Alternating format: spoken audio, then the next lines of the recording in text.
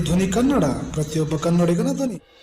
ತಾಲೂಕಿನ ಮಾಗಡಿ ಮತ್ತು ಶಿರಹಟ್ಟಿ ಮಧ್ಯೆ ಸಾರಿಗೆ ಇಲಾಖೆಯ ಬಸ್ ಮುಂದಿನ ಎಕ್ಸೆಲ್ ಕಟ್ ಆದರೂ ಕೂಡ ಪ್ರಯಾಣಿಕರನ್ನು ಅಪಾಯದಿಂದ ಪಾರು ಮಾಡಿದ ಬಸ್ ಚಾಲಕ.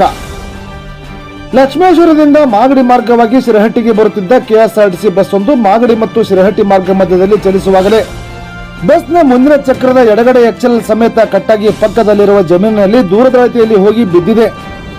ಆದರೂ ಕೂಡ ಚಾಲಕನ ಸಮಯ ಪ್ರಜ್ಞೆಯಿಂದ ಪ್ರಯಾಣಿಕರು ಅಪಾಯದಿಂದ ಪಾರಾಗಿದ್ದಾರೆ. ನಾವು ಲಕ್ಷ್ಮೇಶ್ವರದಿಂದ ಹರಿಪುರ ಗೌರ್ಮೆಂಟ್ ಕಾಲೇಜಿಗೆ ಹೊಂಟಿದ್ವಿ. ಹೋಗುವಾಗ ಅಚಾನಕ್ಕಾಗಿ ಏನಾಯ್ತು, ಹೊಳ್ಳಾಪುರ ದಾಟಿ ಇಲ್ಲಿ ಒಂದು ದಾಬಾ ಬರ್ತೈತಿ.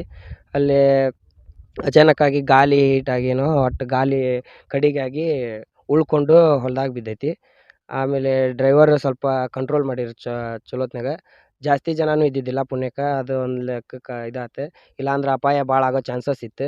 ಗಾಡಿನ ಪಲ್ಟಿ ಆಗೋ ರೇಂಜಿಗೆ ಸ್ವಲ್ಪ ಡ್ರೈವರ್ ಭಾಳ ಕಂಟ್ರೋಲ್ ಮಾಡಿದ್ರು ಅದನ್ನ ಗಾಡಿನ.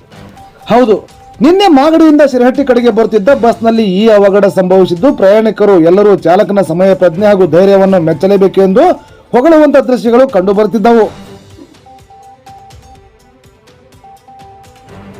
ಶಶಿಧರ್ ಸಿರಸಂಗಿ, ಪ್ರತಿಧ್ವನಿ ಕನ್ನಡ ಸುದ್ದಿವಾಹಿನಿ ಕರ್ನಾಟಕ. ಪ್ರತಿಕ್ಷಣದ ಅಪ್ಡೇಟ್ ಸುದ್ದಿಗಳಿಗಾಗಿ ನೋಡ್ತಾ ಇರಿ ಪ್ರತಿಧ್ವನಿ ಕನ್ನಡ ಸುದ್ದಿವಾಹಿನಿ. ಸಬ್ಸ್ಕ್ರೈಬ್ ಮಾಡಿ, ಲೈಕ್ ಮಾಡಿ, ಕಮೆಂಟ್ ಮಾಡಿ, ಇತರರಿಗೂ ಶೇರ್ ಮಾಡಿ.